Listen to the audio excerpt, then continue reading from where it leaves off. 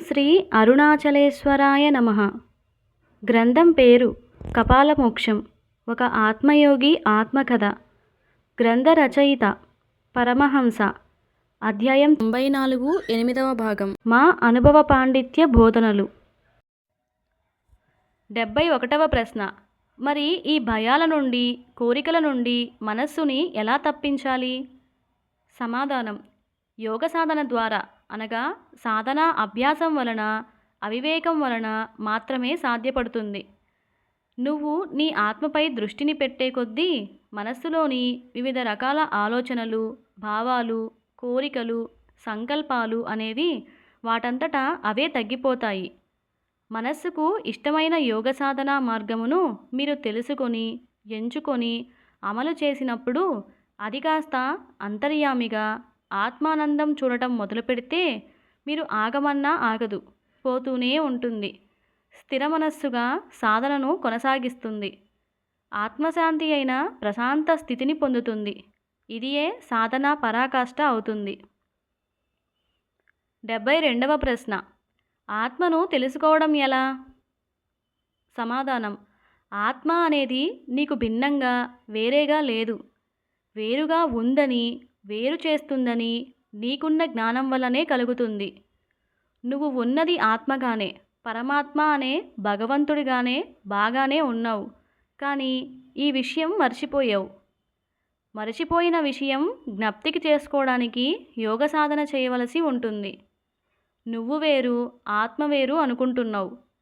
సముద్రం వేరు, అలలు వేరు అన్నట్లుగా, సూర్యుడు వేరు, సూర్యకాంతి వేరు అన్నట్లుగా భావించటం వలన ఈ తిప్పలు కలుగుతున్నాయి. నేను ఫలానా అనే భావన విడిచిపెట్టు. నేను అనే మాయని ధ్వంసం చేసుకుంటే కానీ నేను అలా, నాది అనే భావన పోదు. ఎప్పుడైతే అహం పోతుందో అప్పుడు ఇది లేదు, అది లేదు, ఏదో ఉన్నది, ఏదీ లేదు అని అనుకోకుండా, దేని గురించి ఆలోచించకుండా, దేనికి స్పందించకుండా మౌనంగా నీ మనస్సు మారిపోతుంది. అది ఏ ఆత్మస్థితి. ఇక ప్రశ్నించడానికి, పొందటానికి ఏమీ ఉండదు. 73వ ప్రశ్న. నేను ఆత్మ అనుకుంటే సరిపోతుంది కదా? సమాధానం: అసలు అనుకునేది ఎవరు? అనుకోవడానికి, చేయటానికి ఏముంది? అనుకునేవాడిని అయినా నేను ఎవరిని అనే అతన్ని కనుక్కో. ఆత్మ అనుకుంటే సరిపోదు, ఆత్మానుభూతిని పొందాలి. వల్లె వేయటం వలన ఏమీ జరగదు. అనర్థాలు, తేడాలు తప్ప ఏమీ ఉండదు. అనుకోవటం, తెలుసుకోవటం, ప్రశ్నించడాలు, సమాధానాలు చేసేది ఎవరు? ముందు వాడిని, వాటిని వెతికి అసలు ప్రశ్నించేవాడు ఎవడో వాడిని తెలుసుకో. ఎక్కడి నుంచి వస్తుందో ముందు తెలుసుకో. వాడే నీ ఆత్మని, వాడే నీ అంతర్యామి, వాడే సర్వాంతర్యామి అని చెప్తే నువ్వు నమ్మవు కదా. నమ్మకం రాదు కదా. నమ్మకం రావాలి అంటే నువ్వు అనుభూతిని పొందాలి. ఆత్మ అని అనుకోవడం కాదు, ఆత్మ విచారణ చేయటం వలన తెలుస్తుంది. ఉదాహరణకు, దొంగను పట్టుకోవాలి అని అనుకుంటూ కూర్చుంటే దొంగ ఎవరో తెలుస్తుందా? దొంగ దొరకడు కదా. నీ మనస్సు కూడా అంతే. దొంగతనం ఎలా జరిగింది, దాని విధి విధానాలపై, అక్కడ ఉన్న వివిధ రకాల ఆధారాలను బట్టి ఆ దొంగ ఎలా ఉంటాడో, దొరికే అవకాశం ఉంటుందో లేదో తెలుస్తుంది. ఆ దొంగ ఎలా ఉంటాడో విచారిస్తూ పోతే చివరికి దొంగ దొరికే అవకాశం ఎలా అయితే ఉంటుందో, అలాగే ఆత్మ గురించి ఆత్మ విచారణ చేస్తే ఆత్మ ఏమిటో తెలుస్తుంది. విచారణ చెయ్యకుండా, విచారించకుండా కూర్చుంటే దొంగ ఎలా అయితే దొరకడో అలా నీ మనస్సు దొరకదు. అంతర్యామి అయిన నీ మనస్సు యొక్క ఆత్మనందు, అంటే మొట్టమొదట నిన్ను నువ్వే చూడు.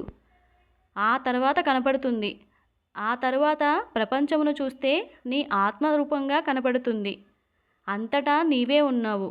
నువ్వు కానిది, నువ్వు లేనిది ఏమీ లేదని తెలుసుకుంటావు.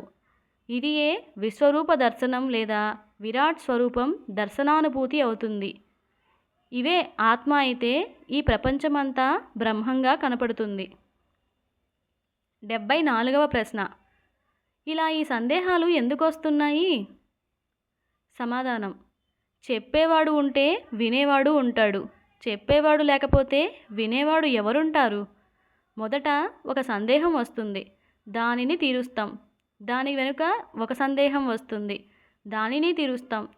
ఇలా ఒకదానితో మొదలై ఇప్పటిదాకా 72 ధర్మ సందేహాలు వచ్చాయి. సందేహాలు ఇంకా మిగిలున్నాయి, అవి వస్తూనే ఉంటాయి.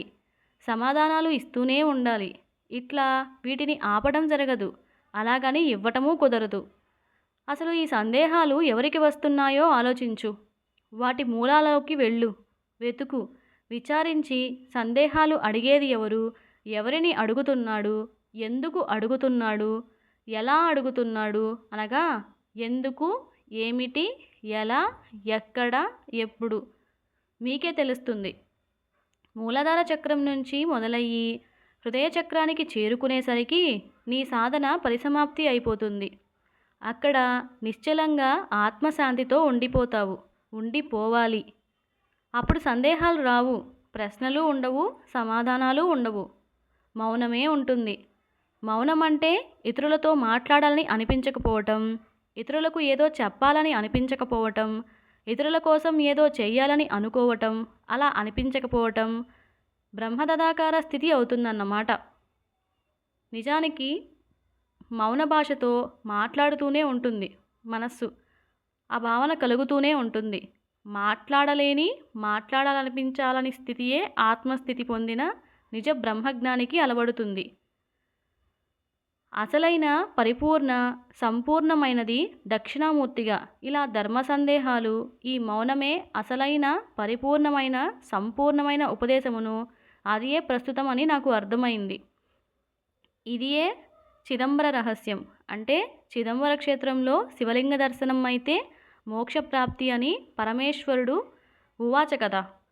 చాలామంది దీనిని చూడటానికి ఈ క్షేత్రానికి వెళితే అక్కడ ఒక తెల్లని వస్త్రం మీద, దాని మీద బంగారు బిల్వమాల ఉంటుంది. వారికి శివలింగం కనిపించదు. దానితో శివలింగ దర్శనం కాలేదని బాధపడతారు.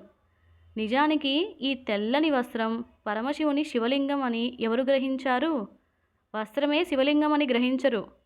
వస్త్రం మీద శివలింగాకారం గుర్తు ఉంటుందని అనుకుంటారు. వస్త్రమే శివలింగం అని తెలుసుకోరు. గుడ్డ మీద శివలింగం ఉండాలని అనుకుంటారు. గుడ్డ శివలింగం ఆకాశమే పరమశూన్యలింగం అని గ్రహించిన వాడే ఆకాశలింగం అంటే ఆకాశంలో శివలింగం చూడటం కాదని, ఆకాశమే శివలింగమని ఎవరైతే గ్రహిస్తారో వారే పరిపూర్ణంగా శూన్య బ్రహ్మ అవుతారు. చిదంబర దక్షిణామూర్తిలాగా మౌనంగా ఉండిపోతారు. అంటే ఆకాశంలో శివలింగం చూడాలనుకున్నవాడు వెనక్కి తిరిగి వస్తాడు. ఆకాశమే శివలింగం అని గ్రహించినవాడు నిశ్చల స్థితి పొంది, ఆత్మశాంతి పొంది, ప్రశాంత స్థితిని పొందుతాడు. అనగా చిదంబర దక్షిణామూర్తిలాగా అన్నమాట. ప్రస్తుతం నేను ఈ స్థితికి సంపూర్ణంగా చేరుకోవడంతో మౌన బ్రహ్మగా నా సాధన పరిసమాప్తి అయ్యింది. శుభం భూయాత్.